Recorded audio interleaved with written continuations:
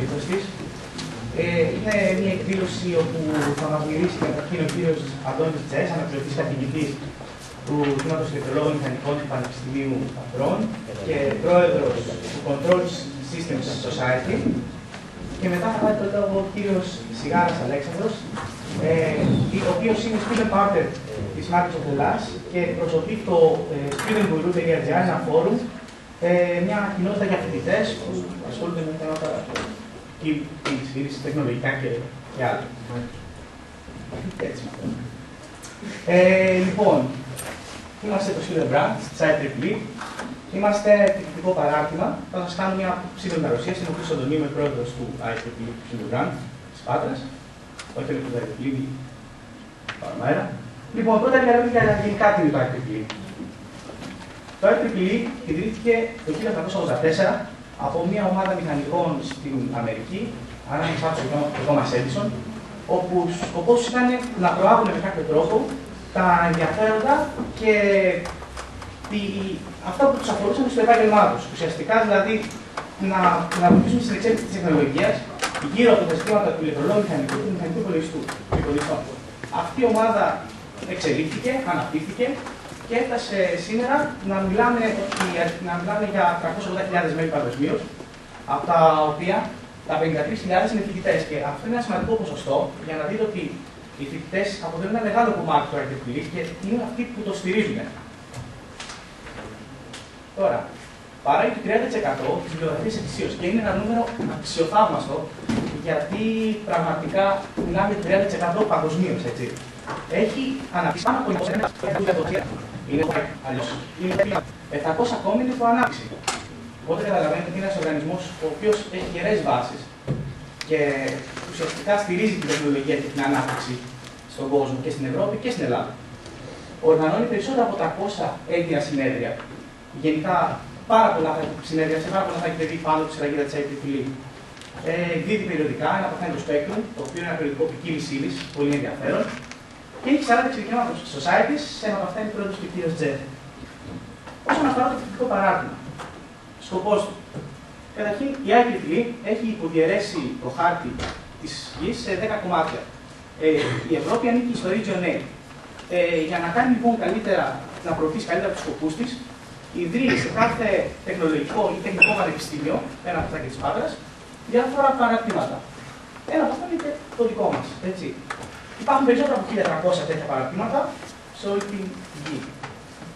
Σκοπός του είναι πρώτα απ' όλα να γνωριστούν οι φοιτητές με τη τεχνολογία και το τι συμβαίνει γύρω τους.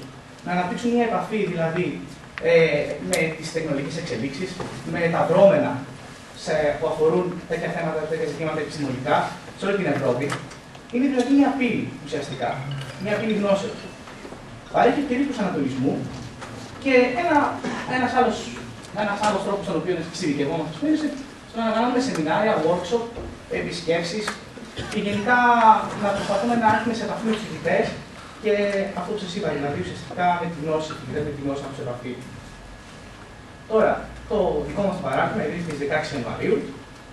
Τα μέλη του μπορεί να είναι ηλεκτρολόγοι μηχανικοί, μηχανικοί υπολογιστών, φυσικοί, αλλά ουσιαστικά ο καθένας ο οποίος έχει όρεξη να ασχοληθεί και θέλει να έχει κάποια επαφή με τα τεχνολογικά δεδομένα.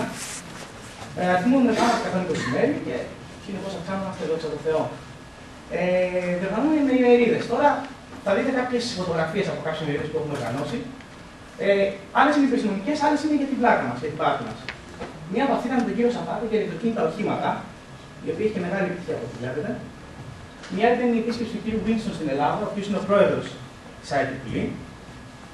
Ο κύριος Αβούρης μας είχε κάνει μια παρουσίαση για αλληλεπίδραση ανθρώπου υπολογιστή.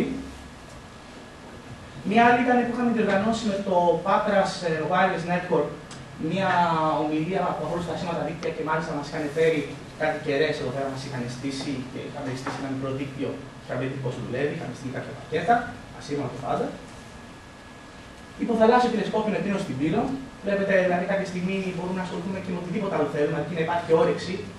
Βέβαια, αυτό έχει πολλά ηλεκτρονικά κομμάτια, γι' αυτό το είχαμε κάνει σαν παρουσίαση, αλλά είχε και κάποια άποψη από τη φυσική πλευρά ενδιαφέρον. Μεταπτυχιακά στο εξωτερικό, το είχαν κάνει πέρυσι αυτό, και αυτό έχει αρκετή επιτυχία. Είχαν έρθει δύο παιδιά, ο ένας σπουδάζει Καναδά, ο άλλος Αμερική, και μας μίλησαν για το τι χρειάζεται να έχεις αυτοπαρχιά ή γνώσεις και να πας έξω, να κάνεις ένα μεταπτυχιακό στο εξωτερικό. Και τώρα έχουμε για αυτές που κάνουμε για να γελάσουμε, για την πάρτι μας. Όπως είναι το Σουντάκι Πάρτι, ας πούμε, το οποίο το έχουμε καθιερώσει κάθε χρόνο. Ή το Lampard, το οποίο σκεφτόμαστε φέτος να κάνουμε το Lampard 2. Ελπίζουμε να υπάρχει συμμετοχή, να υπάρχει ενδιαφέρον.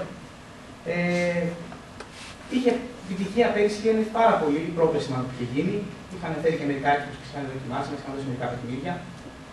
Επόμενες εκδηλώσεις που σκοπεύουμε να κάνουμε είναι μια εκδήλωση με το Mapler.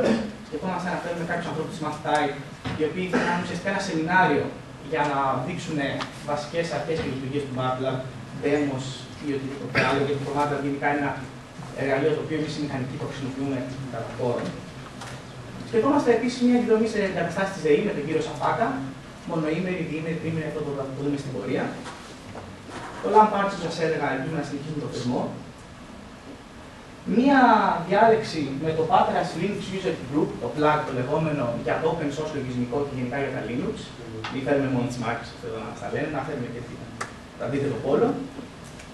Και μία εκδήλωση για μεταπτυχιακά. Πάλι γιατί είδαμε ότι είχε ενδιαφέρον πέρυσι και γενικά οι τέτοιες που ψάχνονται για το εξωτερικό. Οπότε πιστεύω ότι θα τους αρέσει. Τώρα γιατί είναι εγγραφό. Μια ερώτηση που στροβιλίζει στο κεφάλι σας, το ξέρω.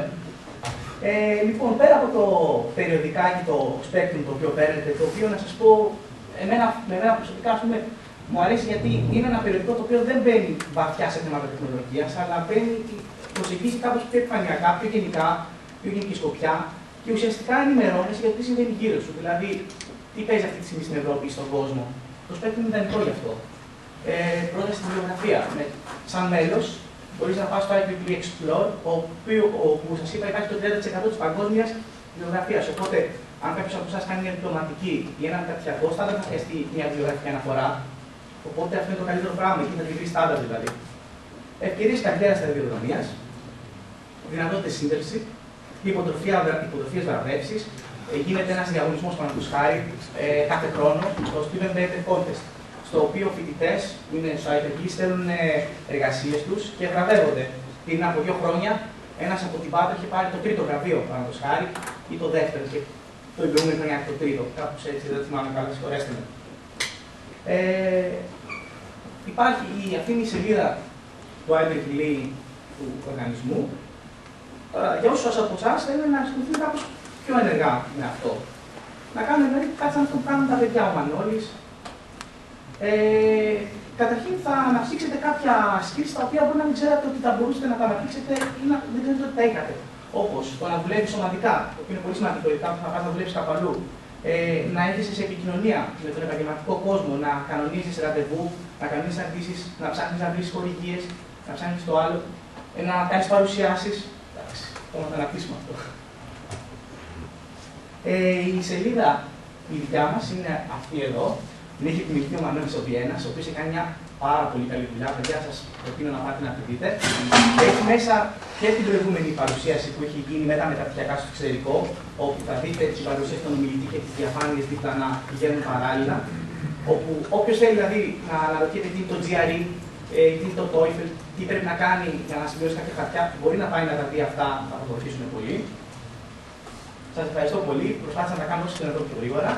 Γίνεται.